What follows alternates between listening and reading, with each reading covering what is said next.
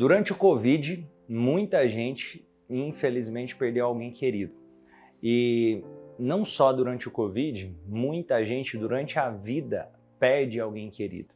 E um dos processos que acontece é o luto.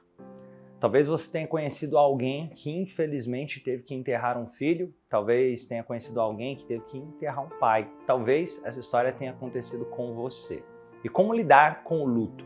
O que é o luto e como lidar com a perda? É isso que eu quero contar e falar sobre aqui hoje. E principalmente não só sobre o luto, mas também o luto prolongado, aquele luto que parece que não me larga, que não larga o sentimento de perda, o sentimento de vazio, o sentimento de saudade. Nós vamos falar sobre isso nesse vídeo e se você conhece alguém que precisa desse tema, já compartilha esse vídeo com essa pessoa.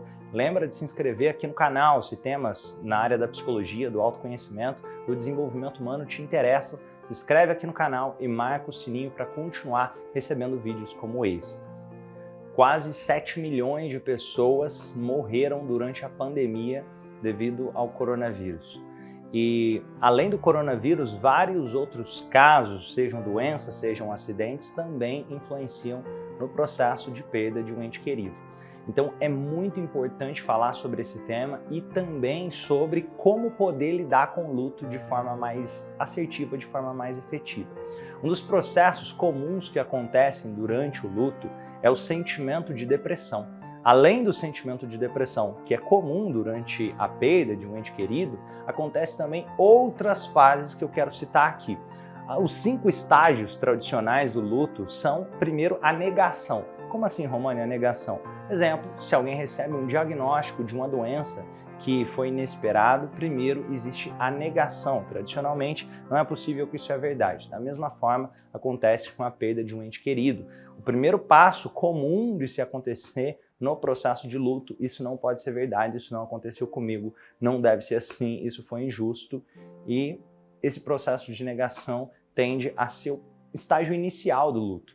O segundo passo tende a ser o processo de raiva. É como se eu criasse uma raiva do mundo, das pessoas, de tudo, talvez uma raiva do universo, do que você quiser chamar, como se eu estivesse recebendo algum tipo de injustiça ou não pudesse ser verdade aquilo que está me acontecendo. Então eu manifesto a minha inconformidade através da raiva. Esse processo de raiva é muito comum também, como um estágio do luto que acontece com muitas pessoas que tiveram a perda de um ente querido. E depois da raiva, geralmente vem a barganha. Não necessariamente acontece nessa ordem que eu estou citando aqui, mas é um processo tradicional que você vai ver muitas pessoas passando. Talvez você tenha passado por isso se você chegou a perder alguém. A barganha é aquele processo psicológico, quase como se eu estivesse combinando comigo mesmo, combinando com o universo. Nossa, se essa pessoa sobreviver, ou se eu não perder essa pessoa, se esse diagnóstico não for verdadeiro, ou se essa pessoa por algum motivo voltar, ou se ela não estiver partido, eu entrego algo em troca para que isso aconteça. É como se fosse, nossa, eu vou até a... como que chama aquele negócio lá que o povo vai para Romaria? É Romaria mesmo? O que eles fazem? Tipo assim... Peregrinação. Peregrinação, é. Só faz muito parecida. Isso. Boa, boa. Eu fiz essa boa, é exato. Acabamos de ver um exemplo real aqui na hora da gravação do vídeo, que é a peregrinação ou algum tipo de promessa que você faz para cumprir, seja para Deus, seja para o universo, seja para você mesmo, caso aquele acordo seja cumprido. Então isso é muito comum também acontecer nas fases do luto, essa fase de barganha. Nossa, se ele não tiver realmente morrido, eu vou fazer essa peregrinação, ou eu vou rezar todos os dias, ou eu vou passar a não beber mais bebida alcoólica. Cada um tem o seu tipo de barganha, o seu tipo de acordo, seja consigo mesmo, seja com Deus, seja com o universo, seja com o que você acreditar. Mas é muito comum essa fase de barganha. Outra fase que acaba sendo muito comum no processo de luto é a fase chamada de depressão. Não necessariamente a depressão da doença, a depressão, mas uma depressão que tem muito a ver com o luto, aquele sentimento de vazio, aquele sentimento de tristeza, aquele sentimento de saudade, aquele sentimento de que aquela pessoa que eu amava tanto, aquela pessoa que é importante para mim, talvez não esteja aqui mais. Então, o que me resta sentir aquele vazio até que o processo de compreensão ou aceitação aconteça. O que é esse processo de aceitação? Eu gosto de chamá-lo de processo de compreensão, que geralmente é o estágio final do luto. O que acontece no processo de compreensão ou aceitação é quando você supera essa fase da depressão, supera aquelas outras fases e começa a compreender o que aconteceu, dando um novo significado. Não significa que você não se importa, não significa que você não vai ter saudades, significa que você olha para aquela situação, mas encontrou uma forma mais positiva de olhar para o que aconteceu. Por exemplo, dando o significado de que talvez a melhor forma de lidar com o luto é honrar essa pessoa estando feliz em vida. Porque se essa pessoa estivesse aqui, provavelmente ela iria gostar de ver o seu sorriso, ela iria gostar de ver você bem, ela iria gostar de ver a sua felicidade. Ela iria torcer para que as coisas dessem certo para você. Essa pessoa que te ama, da qual você sente saudade, a melhor forma de honrar essa pessoa é trazendo aqueles sentimentos, aqueles aprendizados que essa pessoa deixou para você em vida, colocando em prática, vivendo, colocando em prática, sendo uma pessoa melhor, levando bem, sendo alguém mais alegre à sua maneira. Eu acredito que essa pessoa iria gostar de ver você assim. E talvez olhar dessa maneira possa ajudar a chegar nessa fase de aceitação, de compreensão mais rápido. Não quer dizer que a saudade não vai existir, ela vai existir. Só que você vai olhar para essa situação de forma mais leve. Viver uma vida de forma a honrar quem se foi, honrar a si mesmo, acaba sendo muito melhor para ambas as partes.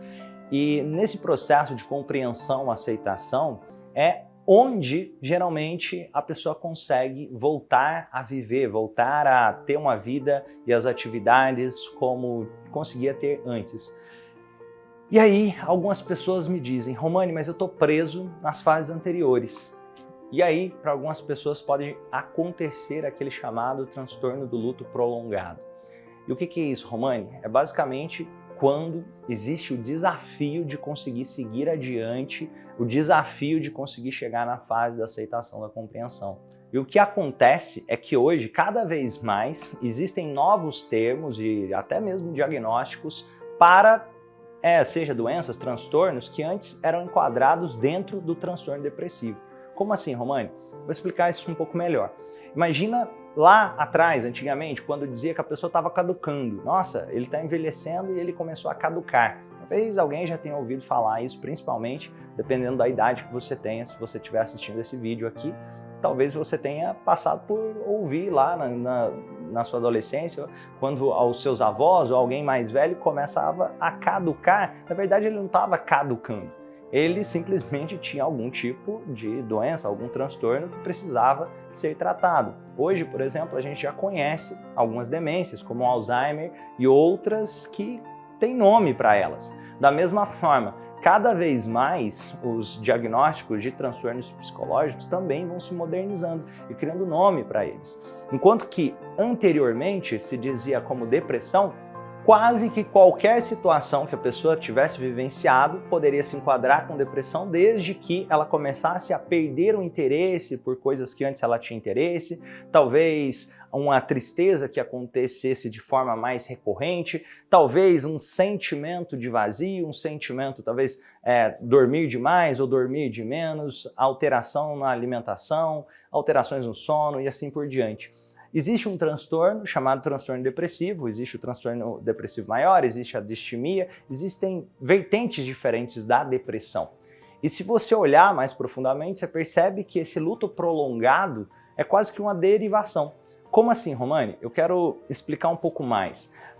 Quando se olha para a depressão, existe alguns tipos de depressão que tem muito a ver com o biológico, com o físico da pessoa. E existem também alguns tipos de depressão que tem muito a ver com traumas vivenciados.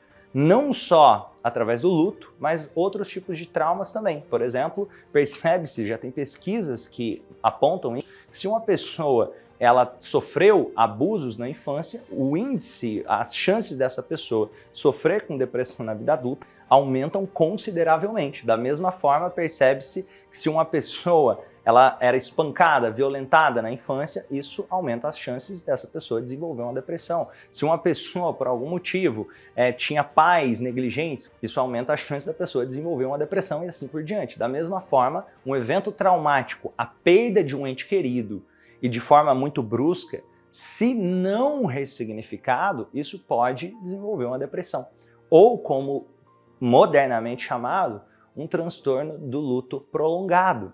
Basicamente, é como se aquele sentimento de saudade quase que não me larga. É como se fosse, nossa, eu não estou conseguindo seguir adiante, eu preciso de ajuda para seguir adiante. Então, como fazer? Como poder ajudar uma pessoa para poder seguir adiante? É importante alguns pontos aqui para que esse tipo de tratamento seja feito da forma mais efetiva.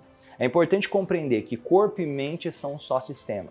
O que isso significa? Significa que se a pessoa não estiver cuidando do próprio corpo, vai ser difícil da mente dela ter as condições para poder sair do desafio que ela está vivendo. Porque imagina o seguinte, aconteceu uma situação, foi traumática, que foi desafiadora, e se essa situação eu interpreto ela como desafiadora, enquanto eu continuar interpretando ela como muito dolorosa, a dor continua persistindo. E talvez até, para algumas pessoas, sentir essa dor é quase que uma forma de imaginar que está honrando aquela outra pessoa. E essa interpretação justamente é uma das grandes causas ali que pode atrapalhar o desenvolvimento da pessoa conseguir viver uma vida mais saudável, uma vida mais efetiva, com mais equilíbrio emocional. Então é importante cuidar também do corpo, cuidar da parte biológica para que as terapias ou processo de autoconhecimento tenha mais eficiência. Como assim, Romani? Por exemplo, água que você bebe, por exemplo, cuidar da sua alimentação vai fazer muita diferença para qualquer tipo de tratamento ter mais eficiência. Por exemplo, percebe-se que, já tem pesquisa sobre isso, que a ingestão de ômega 3 com boa qualidade, com mais de 1000 miligramas, se você toma mais de 1000 miligramas de ômega 3 por dia, isso contribui para o tratamento de depressão. Então, consequentemente, faz o seu cérebro funcionar melhor, faz você conseguir ajustar melhor a sua percepção. Porque imagina isso, o seu cérebro nada mais é do que gordura e água. Então, se você cuida do seu corpo, do seu cérebro, você consegue também ter uma percepção melhor sobre as coisas. É importante também pensar sobre a qualidade do sono, pensar sobre a rotina construída no dia a dia.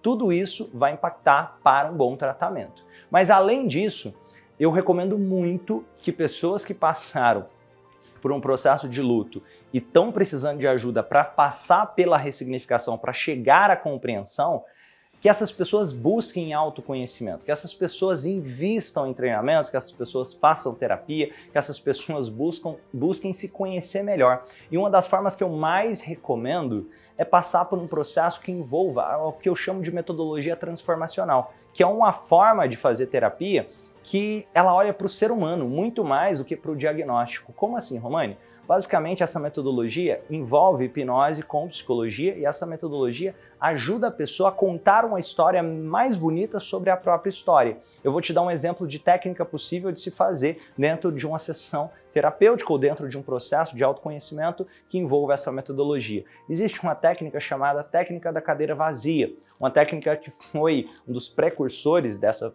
ferramenta foi o Fritz Perls, da Gestalt terapia. E esse exercício ele é muito poderoso, porque o que é a técnica da cadeira vazia? Basicamente você imagina aquela pessoa e aquela pessoa que talvez você precisava conversar, aquela pessoa que talvez já partiu, você consegue imaginá-la sentada em uma cadeira e ter uma conversa com ela, falar tudo o que você precisava falar, você consegue colocar para fora o que você precisava colocar para fora, perdoar o que precisar ser perdoado, ter uma conversa para fazer essa reconexão e poder fazer um reajuste da percepção. Isso é muito poderoso. Esse é um exercício que eu ensino, inclusive, dentro da plataforma do Instituto Romani. Quem quiser conhecer mais, eu vou deixar o link aqui na descrição, caso você queira conhecer mais sobre a plataforma do Instituto Romani, ter acesso não só a essa técnica, mas várias outras técnicas para ajudar pessoas que estão vivenciando esse processo de luto e outras estratégias. Tem uma ferramenta chamada regressão no processo terapêutico que basicamente você pode ajudar a pessoa a conversar com ela mesma em momentos da vida dela, passados. Isso não tem a ver com vida passada, não tem a ver com mística, é técnica. Se eu pergunto para você o que você comeu no almoço, você está fazendo uma regressão. É simples assim. A regressão no processo terapêutico, ela é simplesmente ajudar a pessoa a olhar para a própria história, em momentos da própria história que talvez foram traumáticos, ou mesmo momentos positivos, e usar os positivos como recurso no processo de ressignificação e usar os momentos desafiadores para criar uma nova percepção sobre eles. E o porquê que isso funciona tão bem? Porque imagina, as nossas memórias no passado, elas são, de certa forma, construídas através da nossa percepção. Elas não são necessariamente os fatos, mas a nossa interpretação dos fatos. Por isso toda a terapia funciona, porque nós conseguimos trabalhar a nossa percepção sobre o que aconteceu de forma a ter uma percepção mais ajustada de acordo com algum tipo de estilo de vida, um equilíbrio emocional congruente com aquilo que eu desejo me tornar agora no presente, uma versão mais bonita da minha própria história para que eu consiga viver melhor no presente. Por exemplo, usando essa analogia que eu acabei de dizer aqui sobre honrar a pessoa vivendo, honrar a pessoa sendo feliz, imaginando, por exemplo, uma borboleta que entrou num casulo e ela começa a voar e ser borboleta. E talvez nós que estamos aqui vivos ainda somos lagartas, como se de alguma forma essas borboletas estivessem olhando para a gente e essas borboletas tivessem uma compreensão maior do todo e eu, como lagarta, fico limitado. Talvez pensando que a borboleta, nossa, depois que ela entrou no casulo, não, eu posso honrar essa pessoa e criar uma história que seja mais efetiva para que eu consiga conduzir a minha vida de forma mais eficiente. Então é muito importante passar por processos terapêuticos ou treinamentos ou imersões na área do autoconhecimento. Isso faz diferença, porque você se conhecer, você saber quem você é, isso vai te dar recursos para poder não só criar um estilo de vida mais adequado com aquilo que você deseja viver, mas também poder ajudar outras pessoas. Eu criei o Movimento Transformacional, a plataforma do Instituto Romani, justamente com essa missão. Tem várias pessoas lá que estavam em processo de luto, inclusive eu vou citar aqui o Assis Pontes, que ele perdeu o filho e ele conta essa história. Imagina o quanto isso dói, mas ao invés de dar o significado de que eu não consigo viver mais, ele decidiu honrar o filho dele, inclusive ajudando outras pessoas que passam por esse processo de luto. Então percebe como nós podemos criar esse significado a partir das dores que talvez sejam dores profundas. E nós podemos transformar isso em algo mais bonito, ajudando outras pessoas a dar significado. Então tem várias formas de poder fazer esse trabalho. É importante trabalhar a parte emocional, é importante trabalhar a rotina do dia a dia, é importante trabalhar também a parte fisiológica, cuidando do corpo, cuidando da alimentação, cuidando do sono, cuidando dos alimentos que nós estamos ingerindo, mas o que é mais essencial, se eu fosse para falar uma coisa, invista em autoconhecimento, porque isso é o que mais vai transformar, isso é o que mais vai ajudar uma pessoa a conseguir sair de um processo de luto patológico, aquele luto que não passa, aquele luto que se torna um tipo de depressão contínuo, para fazer essa pessoa, assim como aconteceu com a Assis, transformar isso em algo que possa ser força para ajudar outras pessoas, para criar significado, e isso é muito bonito. Então, se você deseja ajudar alguém nesse processo, eu quero convidar você a conhecer a plataforma do Movimento Transformacional, o link fica aqui na descrição, e também falar uma coisa que é extremamente importante, que é normal passar pelo luto se você tem uma perda. Hoje em dia também existe a ideia maluca de que eu não posso sofrer por um minuto sequer, que a tristeza é algo ruim. Não necessariamente, nós somos humanos, é importante entender isso também. Se uma pessoa perdeu alguém, se ela está passando por um processo de luto, e eu lembro de uma vez que uma pessoa me mandou uma mensagem e falou assim, nossa, a pessoa perdeu a filha ontem, e o que eu faço para ela não sentir mais tristeza e ficar bem? Calma, sabe o que você faz? Dá um abraço nela, ouve ela, mostra que você está lá com ela. Não é pensar que ela não tem que sentir nenhuma tristeza depois de ter perdido a filha. É importante ter essa noção também, é normal, nós passamos por desafios. Deixe a pessoa também viver o processo de luto dela. Tem uma história desde que seja um luto saudável, aquele luto que também não é persistente. Tem uma história que traz uma lição importante, que é basicamente o seguinte: havia um cachorrinho que, esse cachorrinho, ele perdeu um amigo que era outro cachorro. Ele ficou muito triste, ele ficou lá em volta de onde aquele outro cachorro havia morrido, e ele ficou lá por cerca de 2 dias. Mas depois desses 2 dias, o cachorrinho saiu daquele lugar e voltou para a rotina dele. Nos primeiros dias ele ainda estava com alguns desafios, mas em pouco tempo ele já estava brincando de novo. Por que eu estou contando essa história do cachorrinho? Porque nós temos muito a aprender com ele. Nós darmos esse tempo até para sentir, talvez até para sofrer mesmo, mas também darmos aquele tempo para voltar a viver, para encontrar novos significados, para encontrar uma forma de nos sentirmos felizes de novo. E isso é honrar aquela pessoa que se foi muito mais do que ficar desperdiçando e sofrendo e sentindo que a vida acabou. Aquela pessoa não queria ver você assim. Aquela pessoa que se foi, ela te ama. Ou pelo menos se você ama ela, se você se importa com ela, eu acredito que essa pessoa também deve, de alguma forma, ver valor em você. Então eu quero convidar você a se lembrar disso. Se houve uma perda, é normal, sinta. Nós podemos sentir tristeza, até porque a tristeza é o que cria os momentos felizes. Se não existisse momentos tristes, nós não daríamos tanto valor como damos para os momentos bons, os momentos alegres, os momentos felizes. Só que ao mesmo tempo, olha ali, peraí, eu passei por esse momento de desafio.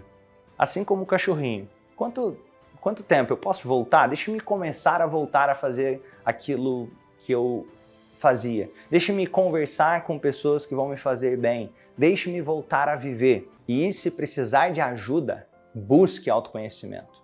Invista em você. Passe por processos de autoconhecimento. Isso vai fazer toda a diferença no tratamento, na sua jornada. E se você conhece alguém que também você gostaria de ajudar, existem ferramentas, existem técnicas para isso que são muito boas. Existem várias possibilidades para ajudar nesse processo de ressignificação.